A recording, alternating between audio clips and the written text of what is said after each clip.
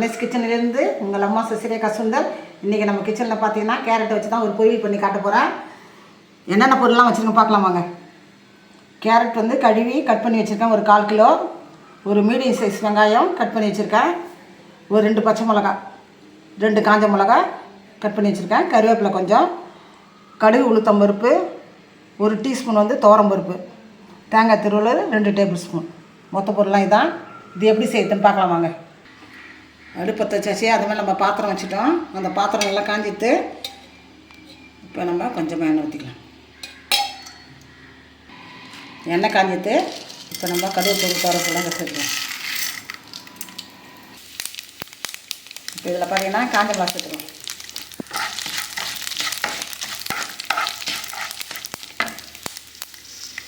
இந்த வெங்காயம், பச்சை மிளகா, கருவேப்பிலை எல்லாம் ஒன்றா ஆட் பண்ணிக்கலாம்.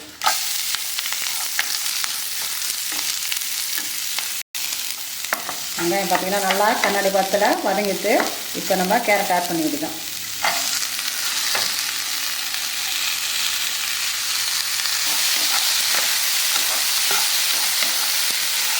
ஒரு 2 நிமிஷம் அது வதக்கிட்டு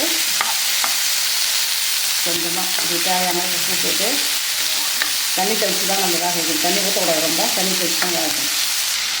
தேவையான அளவுக்கு நம்ம உப்பு ஆட் பண்ணியாச்சு. இப்போ பார்த்தீங்கன்னா கொஞ்சமாக தண்ணி தெளிச்சா போதும், ரொம்ப அதிகம் ஊற்றக்கூடாது. அவ்வளோதான். மூடி போட்டு நம்ம ஒரு 5 நிமிஷத்துக்கு கழித்து நம்ம திறந்து பார்க்கலாம். 5 நிமிஷத்தில் வெந்துடும். லோ ஃப்ளேமில் தான் வச்சுருக்கோம் அடுப்பை நம்ம. இப்போ பார்த்தீங்கன்னா மூடி போட்டாச்சு. ஒரு 5 நிமிஷம் வெந்ததும் நம்ம இறக்கி வச்சுட வேண்டியது தான். 5 நிமிஷம் ஆச்சு. நடுவில் வந்து நான் ஒரு தரம் கிண்டி பார்த்துட்டு போயிட்டேன். இப்போ பார்த்தீங்கன்னா நல்லா தண்ணியெலாம் சுண்டி வச்சு தண்ணி லேசாக தான் நம்ம தெளித்தோம். இப்போ கொஞ்சம் கூட தண்ணி இல்லை. இப்போ நம்ம துருவின தேங்காயை ஆட் பண்ணி எடுக்கலாம். 2 டேபிள் ஸ்பூன் அளவுக்கு வச்சுருக்கேன். இதை ஆட் பண்ணி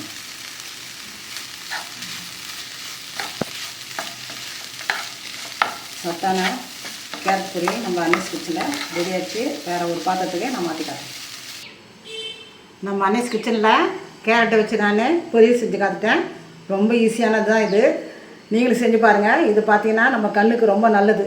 குழந்தைங்களாகட்டும் பெரியவங்களாகட்டும் எல்லாருமே நம்ம சாப்பிட்ணும். இதை கண் வந்து நல்ல பார்வை கோளாறு இருக்கவங்க கூட பார்த்திங்கன்னா சரி செய்யக்கூடிய ஒரு தன்மை இது இருக்குது இந்த கேரட்டுக்கு. செஞ்சு பார்த்துட்டு எனக்கு கமெண்ட்ஸில் சொல்லுங்கள். லைக் பண்ணுங்கள், ஷேர் பண்ணுங்கள், கமெண்ட் பண்ணுங்கள். மறக்காமல் என்னுடைய அன்னைஸ் கிச்சனுக்கு சப்ஸ்கிரைப் பண்ணுங்கள். தேங்க்யூ.